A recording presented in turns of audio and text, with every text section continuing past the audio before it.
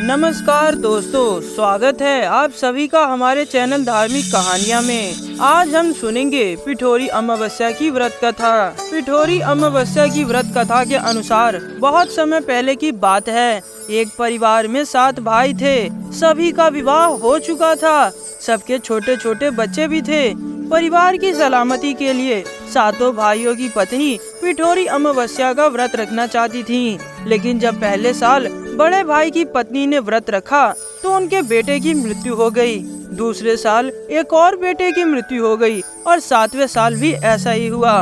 तब बड़े भाई की पत्नी ने इस बार अपने मृत पुत्र का शव कहीं छिपा दिया। गांव की कुल देवी माँ पालेरम्मा उस समय गांव के लोगों की रक्षा के लिए पहरा दे रही थी। उन्होंने जब इस दुखी माँ को देखा तो वजह जाननी चाहिए। तब बड़े भाई की पत्नी ने सारा किस्सा देवी पालेरम्मा को सुना दिया तो देवी को उस पर दया आ गई।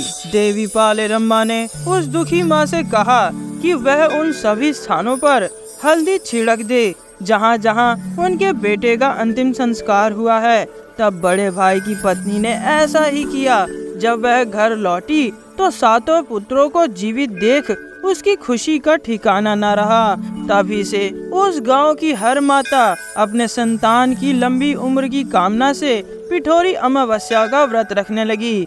आज के दिन यह कथा सुनी और पढ़ी जाती है। उत्तर भारत में यह पर्व पिठोरी अमावस्या के नाम से माता दुर्गा की आराधना करके मनाया जाता है। वहीं दक्षिण भारत में यह त्योहार पोलाला अमावस्या के रूप में माँ पालेरम्मा, जिन्हें माँ दुर्गा का ही एक रूप माना जाता है, उन्हीं की पूजा अर्चना करके इस त्योहार को मनाया जाता है। पोलाला या पिठोरी अमावस्या का यह व्रत उन्हीं माताओं द्वारा किया जाता है जिनकी संतान हो, क्योंकि यह मात्र संतान सुख एवं उनकी लंबी आयु की कामना के लिए किया जाने वाला व्रत है। व्रत रखने वाली माता को दिन के उदय होने से पूर्व उठना चाहिए तथा व्रत के आरंभ से पूर्व उन्हें अच्छी तरह नहा धोकर स्वच्छ कपड़े धारण करने चाहिए।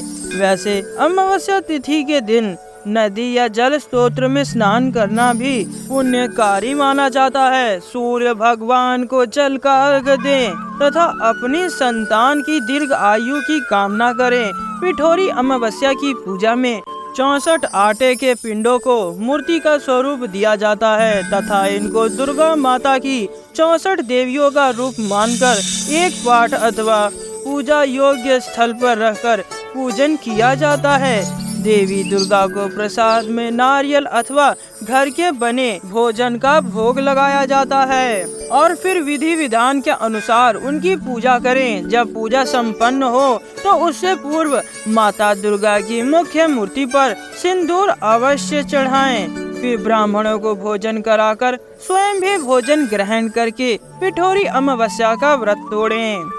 तो ये थी पिठोरी अमावस्या की कथा। आप सभी को यह कथा कैसी लगी कमेंट करके जरूर बताएं और हमारे चैनल धार्मिक कहानियाँ को करें सब्सक्राइब। धन्यवाद।